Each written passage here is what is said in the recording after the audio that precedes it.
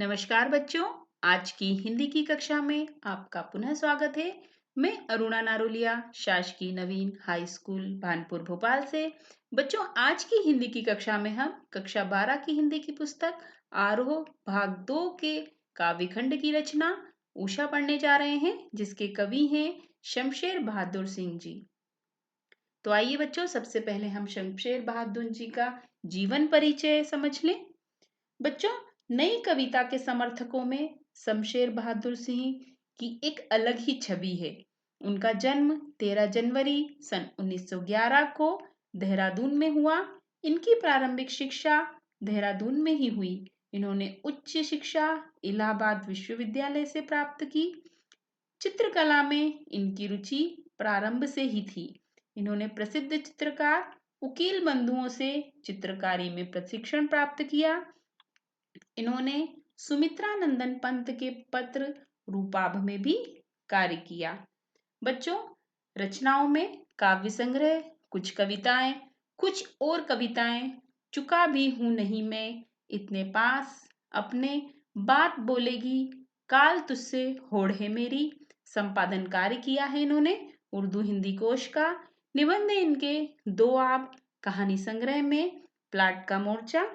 बच्चों, सन 1977 में चुका भी नहीं हूं मैं काव्य संग्रह पर इन्हें साहित्य अकादमी पुरस्कार दिया गया और कबीर सम्मान सहित इन्हें अनेक पुरस्कार मिले। सन 1993 में इनका अहमदाबाद में देहांत हो गया।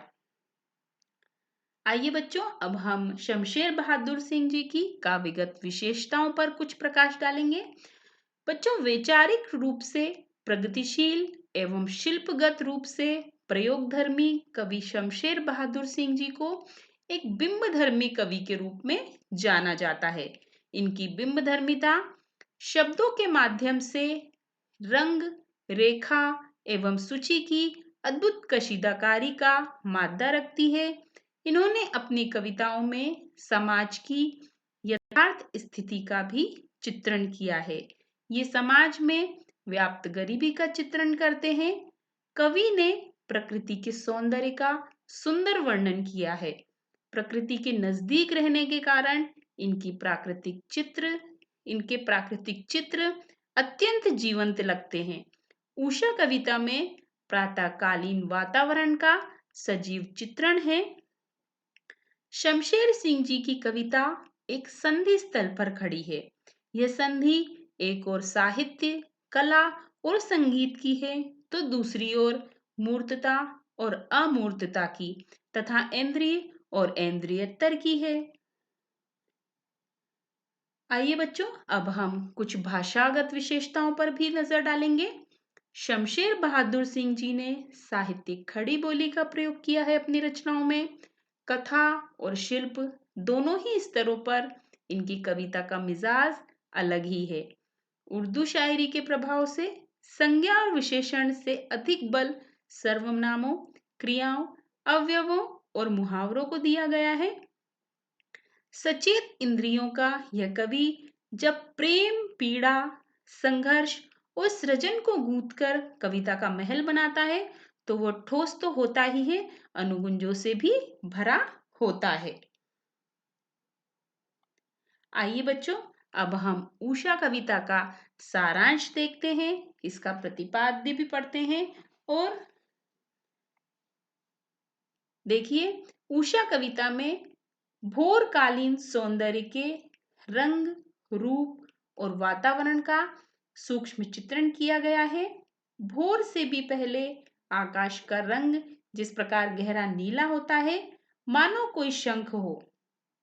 थोड़ी देर बाद उसमें नमी इस तरह साकार हो जाती है कि वह राख से लिपे हुए चौके सा प्रतीत होता है।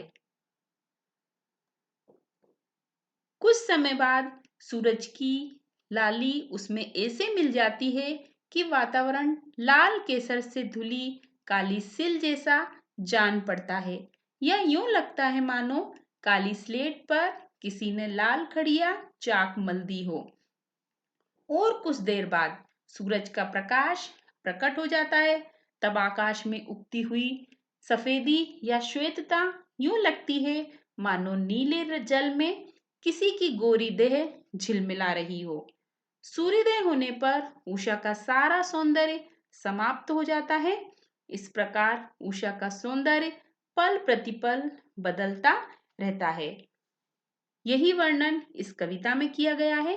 आइए अब हम सबसे पहले उषा कविता की पंक्तियों का वाचन करेंगे और फिर उसकी संदर्भ प्रसंग सहित उसका भावार्थ भी समझेंगे। पंक्तियां इस प्रकार से हैं। प्रातः नभ था बहुत नीला शंख जैसे, भोर का नभ राख से लीपा हुआ चौका अभी गीला पड़ा है।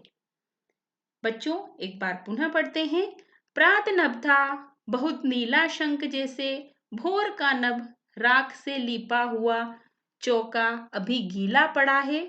आइए बच्चों हम सबसे पहले इसके शब्दार्थ देखेंगे। शब्दार्थ में भोर का मतलब यहाँ दिया गया है सवेरा होने से पहले का वातावरण, नभ यानी आकाश, चौका मतलब रसोई बनाने का स्थान जो कि सभी के घर में उपस्थित है। संदर्भ में हम लिखेंगे बच्चों पाठ्यपुस्तक आरोह भाग 2, कविता का नाम उषा और कवि का नाम है श्री शमशेर बहादुर सिंह जी। प्रसंग के अंतर्गत आएगा प्रातःकालीन वातावरण का वर्णन यहाँ पर किया गया है। भावार्थ में इस प्रकार से लिखा जाएगा।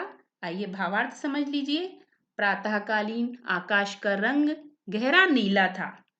पहली आपने जो पंक्तियां पढ़ी, प्रातः नभ था बहुत नीला शंख जैसे, भोर का नभ, तो इन पंक्तियों का भावार्थ इस प्रकार होगा। प्रातःकालीन आकाश का रंग गहरा नीला था, शंख के समान गहरा नीला। उसके बाद भोर हुई।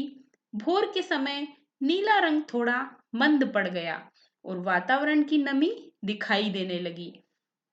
ऐसा लगा मानो आकाश न हो बल्कि राख में लीपा हुआ गीला चौका हो।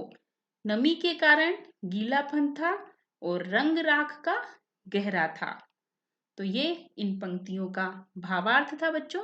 अब इन्हीं पंक्तियों इन पंक्तियों में जो काव्य सौंदर्य है उसको भी समझ लीजिए।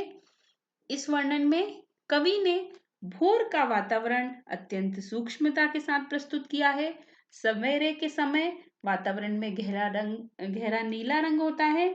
इसे उभारने के लिए कवि ने शंख की सुंदर उपमा भी दी है। उससे भी सुंदर उपमा है राख से लीपा हुआ गीला चौका।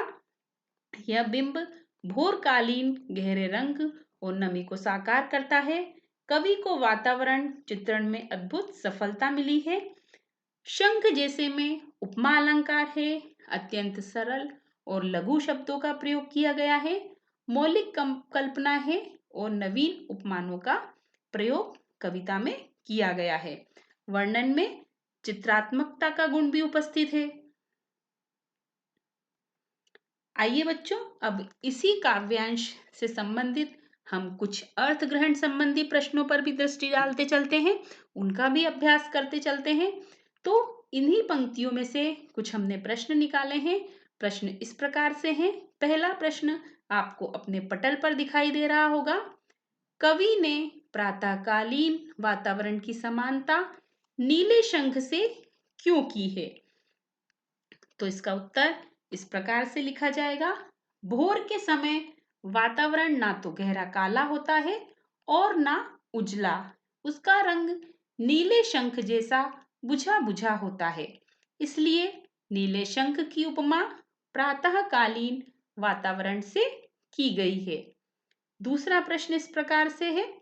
भोर के नभ को राख से लीपा हुआ चौका क्यों कहा गया है?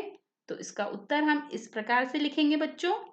राख से लीपे जाने का रंग गहरा सुरमई होता है। भोरकालीन वातावरण भी ऐसा सुरमई होता है। इस कारण यह समानता सुंदर बन पड़ी है। अगला प्रश्न, चौके के गीले होने का क्या प्रतीकार्थ है? तो इसका उत्तर इस प्रकार से लिखा जाएगा। प्रातःकालीन वातावरण में ओस और नमी है, गीले चौके में भी यही नमी है, अतः दोनों की समानता के कारण चौके को गीला बताया गया है। अगला प्रश्न, इस काव्यांश के आधार पर प्रातःकालीन वातावरण का चित्रण कीजिए। तो बच्चों, हम इस प्रकार से इसका चित्रण करेंगे।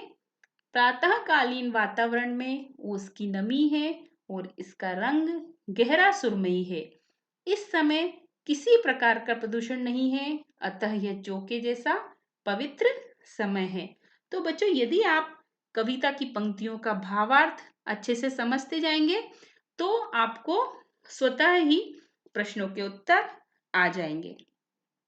आइए अब हम उषा कविता की अगली पंक्तियों का वाचन करेंगे। बहुत काली सिल जरा से लाल केसर से, कि जैसे धुल गई हो स्लेट पर, या लाल खड़िया चाक मल दी हो किसी ने।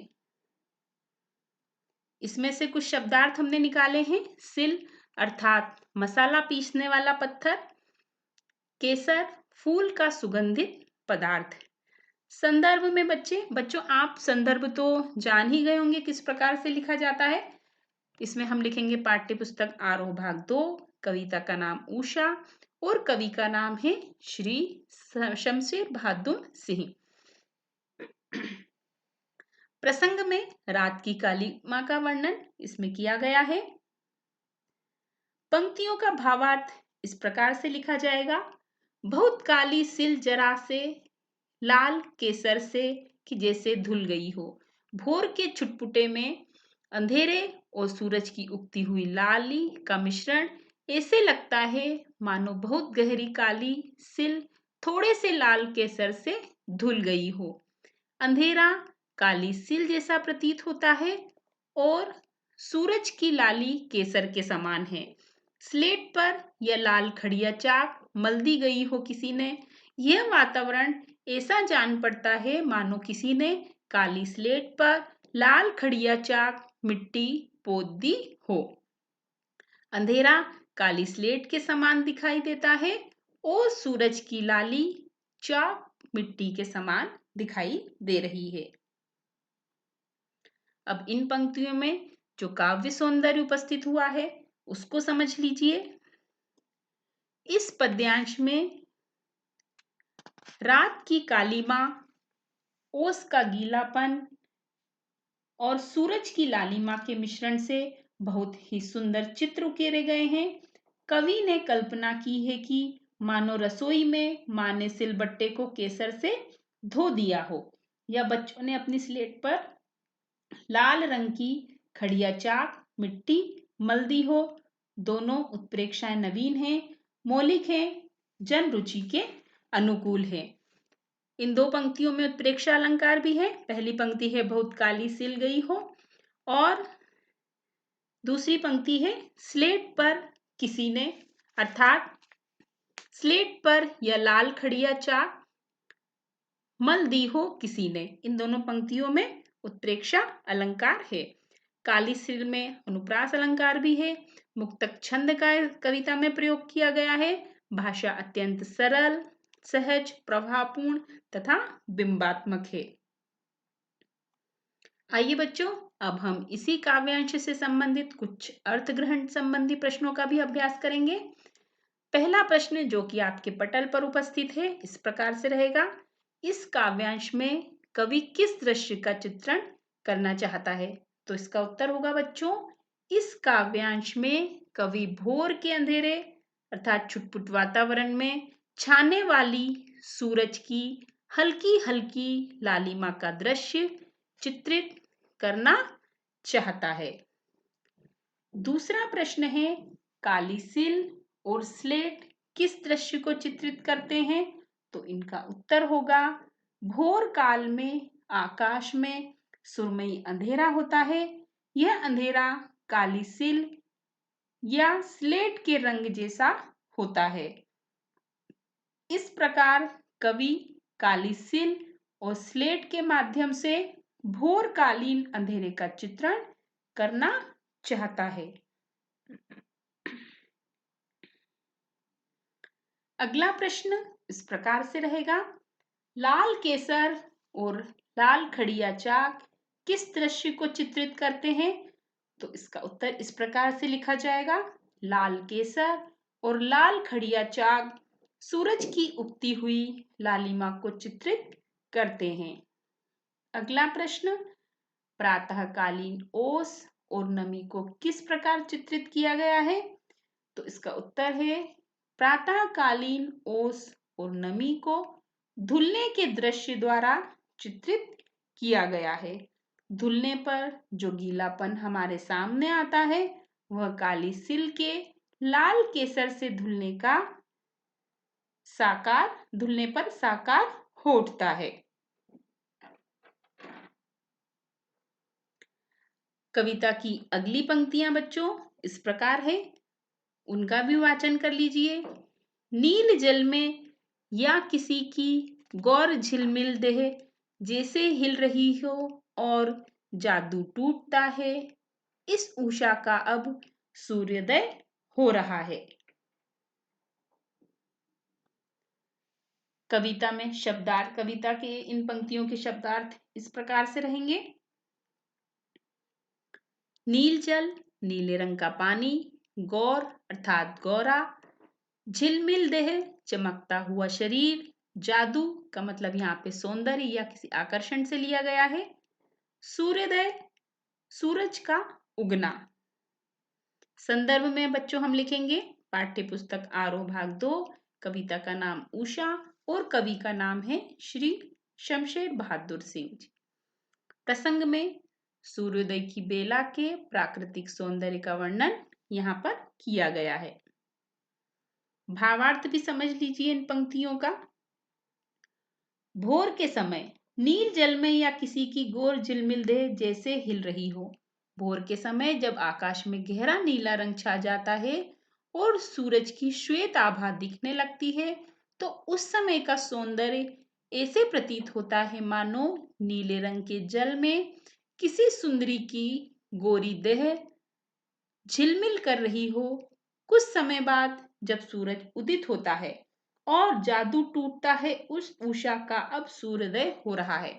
कुछ समय बाद जब सूरज उदित हो जाता है, तब उषा के पल पल बदलते रंगों का सौंदर्य एकदम छूमंतर हो जाता है, जैसे कोई जादू टूट रहा हो, अर्थात सूर्योदय हो जाता है, प्रकृति के रंग समाप्त हो जाते हैं। इन पंक्तियों में काव्य सौंदर्य इस प्रकार से रहेगा बच्चों। कवि ने सूर्योदय की बेला में उभरने वाली प्राकृतिक शोभा को बहुत सूक्ष्मता से अनुभव किया है। उसके रंगों को पकड़ने में और उस सुंदरता को कह पाने में कवि को सफलता मिली है। नीले रंग, नीले जल में झिलमिलाती गोहरी देह के उपमान से हमारी आंखों के सामने प्रातःकालीन सौंदर्य साकार हो उठता है। यह कल्पना नवीन और ताजा है। उषा का जादू टूटना भी पाठक की आंखों के सामने अनेकानेक काल्पनिक चित्रों को साकार करता है। नील जल में या किसी को घोर झिलमिल देह जैसे हिल रही हो में उत्प्रेक्षा अलंकार, नील जल हो रहा है में अनुप्रास अलंकार। भाषा चित्रात्मक है, पाठक की आंखों के सामने चित्र उभरते हैं। सरल और लघु शब्दावली का यहाँ पे प्रयोग हुआ है। आइए बच्चों, अब कुछ अर्थ ग्रहण संबंधी प्रश्नोत्तर देखते हैं इस काव्यांश में से। प्रश्न इस प्रकार से रहेगा, नीले जल में गौर देह के झिलमिलाने द्वारा कौन सा दृश्य चित्रित किया गया है? उत्तर हम इस प्रकार से लिखेंगे, इस काव्यांश में नीले आकाश में सूरज की चमक के झिलमिलाने का दृश्य चित्रित किया गया है। प्रातःकाल आकाश नीला है और सूरज की पहली पहली किरणें झिलमिला रही है। दूसरा प्रश्न, नील जल द्वारा कवि प्रातः काल के किस दृश्य को चित्रित करना चाहता है? तो इसका उत्तर इस प्रकार से लिखना होगा बच्चों, नील जल के उपमान द्वारा कवि प्रातःकालीन नीले जल, नीले स्वच्छ आकाश को चित्रित करना चाहता है। उत्तर में पुनः पढ़ूंगी, नील जल के उपमान द्वारा कवि प्रातःकालीन नीले स्वच्छ आकाश को चित्रित करना चाहता है। अगला प्रश्न, गोरी देह के झिलमिलाने की समानता किस दृश्य से की गई है? तो इसका उत्तर इस प्रकार से लिखा जाएगा। सूरज की लाली धीरे धीरे लालिमा छोड़कर श्वेत होने लगती है। उस समय वातावरण में विशेष प्रकार की नमी और चमक होती है। उस दृश्य के लिए गोरी देह का नीले जल में स्नान करना बहुत सुंदर उपमान है। अगला प्रश्न इसी काव्यांश से जो लिया गया है वह इस प्रकार से है। उषा का जादू टूटने का क्या आशय है? तो बच्चों, इसका उत्तर हम इस प्रकार से लिखेंगे। उषा के जादू का तात्पर्य है प्रातःकालीन वातावरण का अपार सौंदर्य, उसके नित बदलते सुंदर रूप। जैसे ही सूरज आकाश में चढ़ा, प्रातःकालीन सौंदर्य की नित रूप बदलती झांकियां गायब हो गई। चारों ओर एक समान सूरज की धूप फैल गई। आइए बच्चों, अब हम उषा कविता में से लिए गए कुछ वस्तुनिष्ठ प्रश्नों पर भी दृष्टि डालेंगे। वस्तुनिष्ठ प्रश्नों में हम कुछ उचित विकल्प चुनकर हमें जो प्रश्न लिखना है उन प्रश्नों का अभ्यास करेंगे। पहला प्रश्न जो आपको अपने पटल पर दिखाई दे रहा है वह इस प्रकार से रहेगा। उषा दिन का कौन सा समय होता है? तो बच्चों, आपको तो इसका उत्तर पता ही होगा, फिर भी मैं आपको कुछ विकल्प पढ़ के बताऊंगी और फिर आप उसका उत्तर देंगे। 4 विकल्प आपको अपने पटल पर दिखाई दे रहे हैं। पहला है प्रभात, दूसरा है मध्याह्न, तीसरा है संध्या और चौथा है रात्रि। तो उषा का दिन का प्रभात का अर्थात सुबह का समय होता है। प्रातःकालीन नीला आकाश किसके जैसा बताया गया है? तो इसके भी 4 विकल्प हैं बच्चों। पहला विकल्प है केसर, दूसरा विकल्प है सिंदूर, तीसरा विकल्प है झील और चौथा विकल्प है शंख। तो इसका सही उत्तर होगा बच्चों प्रातःकालीन नीला आकाश शंख जैसा बताया गया है। अगले प्रश्न में सूर्योदय से पहले किसका जादू होता है? तो इसके 4 विकल्प इस प्रकार से हैं। उषा का, निशा का, निशाचर का और भूत का।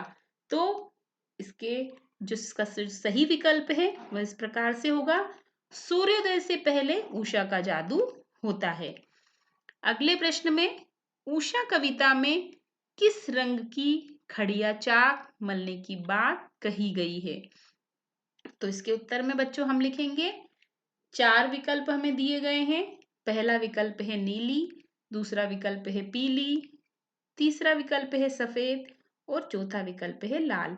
तो उषा कविता में लाल रंग की खड़िया चाक मलने की बात कही गई है। तो इसका उत्तर जो सही होगा वह होगा लाल। शंख जैसे में अलंकार है। तो इसमें 4 अलंकारों के नाम आपको विकल्प में दिए गए हैं। पहला विकल्प है उपमा अलंकार, दूसरा है आपका यमक अलंकार, तीसरा विकल्प है अनुप्रास अलंकार और चौथा विकल्प है श्लेष अलंकार। तो शंख जैसे जैसे में आपको वाचक शब्द का प्रयोग हुआ है तो उसमें उपमा अलंकार होगा। आइए बच्चों, अब हम कुछ एक शब्द या एक वाक्य वाले उत्तरों का भी अभ्यास कर लेते हैं। ऐसे प्रश्न कविता में से छोटे छोटे बन करके आ सकते हैं और ये परीक्षा की दृष्टि से उपयोगी भी है। तो पहला प्रश्न है, कवि ने राख से लीपा हुआ गीला चौका किसे कहा है? तो इसका उत्तर हम इस प्रकार से लिखेंगे। भोर के नभ को कवि ने राख से लीपा हुआ गीला चौका कहा है। अगला, उषा का जादू किसके उदय होने पर अथवा किससे टूटता है? तो इसका उत्तर होगा बच्चों उषा का जादू सूर्य के उदय होने पर टूटता है। अगले प्रश्न में लाल केसर और लाल खड़िया चाक किसका चित्रण करते हैं? तो इसका उत्तर इस प्रकार से लिखा जाएगा। लाल केसर और लाल खड़िया चाक सूरज की उगती हुई लालिमा का चित्रण करते हैं। अगला प्रश्न, उषा कविता में किस छंद का प्रयोग किया गया है? तो अब तक आपको कविता पढ़ कर के समझ आ ही गया होगा कि उषा कविता में मुक्तक छंद का प्रयोग किया गया है। राख से लिपा हुआ चौका किस भाव को व्यक्त करता है? इसका उत्तर बच्चों हम इस प्रकार से लिखेंगे कि राख से लिपा हुआ चौका पवित्रता के भाव को व्यक्त करता है। अब कुछ पाठ्य पुस्तक से संबंधित प्रश्न हैं, उनका भी अभ्यास कर लीजिए। कविता के किन उपमानों को देखकर यह कहा जा सकता है कि उषा कविता गांव की सुबह का गतिशील शब्द चित्र है? इसी प्रश्न को दूसरे रूप में भी पूछ सकते हैं, रूप परिवर्तित करके। प्रश्न इस प्रकार से हो सकता है, उषा कविता गांव की सुबह का गतिशील चित्र कैसे है, स्पष्ट कीजिए। और भी मैं आपके इसके रूप बता देती हूँ। सिद्ध कीजिए कि उषा कविता गांव की सुबह का गतिशील चित्र है। यह भी इस तरीके से भी इस प्रश्न को पूछा जा सकता है। एक तरीका और है इसको पूछने का, उषा कविता गांव की सुबह का गतिशील चित्र कैसे है, स्पष्ट कीजिए। तो इसका उत्तर हम इस प्रकार से लिखेंगे, कविता में नीले नभ को राख से लिपे चौके के समान बताया गया है। दूसरे बिंब में उसकी तुलना काली सिल से की गई है। तीसरे में स्लेट पर लाल खड़िया चाक का उपमान बनाया गया है। लिपा हुआ आंगन, काली सिल या स्लेट गांव के परिवेश से ही लिए गए हैं। महानगर के बालकों ने ना तो कभी लिपा हुआ चौका देखा होगा, ना स्लेट को, अतः ये शब्द चित्र गांव की सुबह के हैं। जहां तक गतिशीलता का प्रश्न है, पहले चौका लीपा जाता था, तभी सिल का प्रयोग होगा और उसके बाद ही बालक के हाथ में स्लेट दी जाएगी। अतः इसमें ग्रामीण जनजीवन की गतिशील झांकी स्पष्ट दिखाई देती है। गतिशीलता इस अर्थ में भी है कि तीनों शब्द चित्र स्थिर न होकर किसी न किसी क्रिया के अभी हो चुकने के सूचक हैं। तो इसका उत्तर इस प्रकार से लिखा जाएगा बच्चों। अब हम कुछ विषय वस्तु से संबंधित प्रश्नों पर भी दृष्टि डाल लेते हैं। प्रश्न इस प्रकार से रहेंगे, सूर्योदय से उषा का कौन सा जादू टूट रहा है? इसी का दूसरे रूप में प्रश्न पूछ सकते हैं, उषा जादू को उस जादू को स्पष्ट कीजिए जो सूर्योदय के साथ टूट जाता है। तो इसका उत्तर हमें दोनों प्रश्नों का उत्तर एक ही तरह से लिखना है। उत्तर इस प्रकार से होगा, सूर्योदय से उषा का अलौकिक रंग रूप टूट रहा है। सूर्य के उदित होने से पहले आकाश के रंग रूप क्षण क्षण बदलते रहते हैं। उस लाल काली छवि को पकड़ने के लिए कवि ने अनेक उपमान जुटाए हैं, फिर भी उषा का रूप का जादू पूरी तरह प्रकट नहीं हो पाया। यही अवर्णनीय सौंदर्य सूर्योदय वेला में नष्ट होने लगता है। अगला प्रश्न है, भोर के रंग को राख से लीपा गीला चौका क्यों कहा गया है? इसके उत्तर में बच्चों हमें लिखेंगे, भोर का आकाश नीली गीली राख के रंग के समान गहरा स्लेटी होता है, तब वातावरण में नमी और पवित्रता होती है। इन तीनों विशेषताओं रंग, नमी और पवित्रता के कारण भोर के नभ को राख से लीपा गीला चौका कहा गया है। कवि भोरकालीन वातावरण को रसोई घर की पवित्रता के समान पवित्र कहना चाहता है। अगला प्रश्न है, नील जल में हिलती झिलमिलाती देह के माध्यम से कवि क्या कहना चाहता है? तो इसका उत्तर हमें लिखना होगा, कवि नील जल के माध्यम से नीले आकाश का चित्रण करना चाहता है। सूरज का नित नित बढ़ते जाना किसी रूपसी नारी की गोरी देह का खिलते जाना है।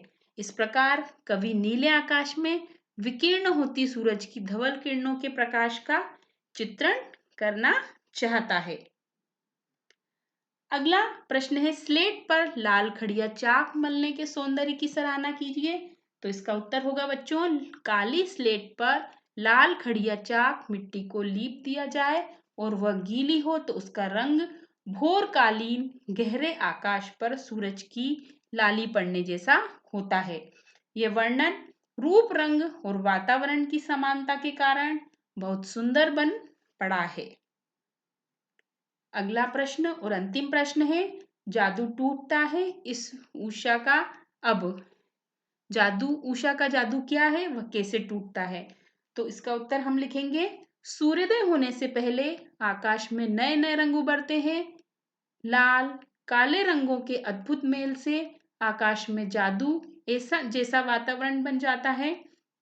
इसी रंग बिरंगे वातावरण को उषा का जादू कहा गया है। सूर्योदय होने पर ये वे सारे रंग विलीन हो जाते हैं, गुम हो जाते हैं, अतः उषा का जादू टूट जाता है। अब दो प्रश्न हमने आपको गृह कार्य के लिए दिए हैं। पहला प्रश्न है, सिल और स्लेट का उदाहरण देकर कवि ने आकाश के रंग के बारे में क्या कहा है, और दूसरा है, उषा कविता का सारांश अपने शब्दों में लिखना है। वैसे मैंने आपको सारांश यहाँ पे बताया है, पर इस कविता का सारांश आपको अपने शब्दों में लिखना है। तो आज की प्रस्तुति में जो प्रश्न आपको बताए गए हैं, जो महत्वपूर्ण भावार्थ आपको बताए गए हैं, उन्हें आप अपनी अभ्यास पुस्तिका में लिखते हुए परीक्षा की दृष्टि से महत्वपूर्ण समझकर उनका अभ्यास करते रहें। धन्यवाद।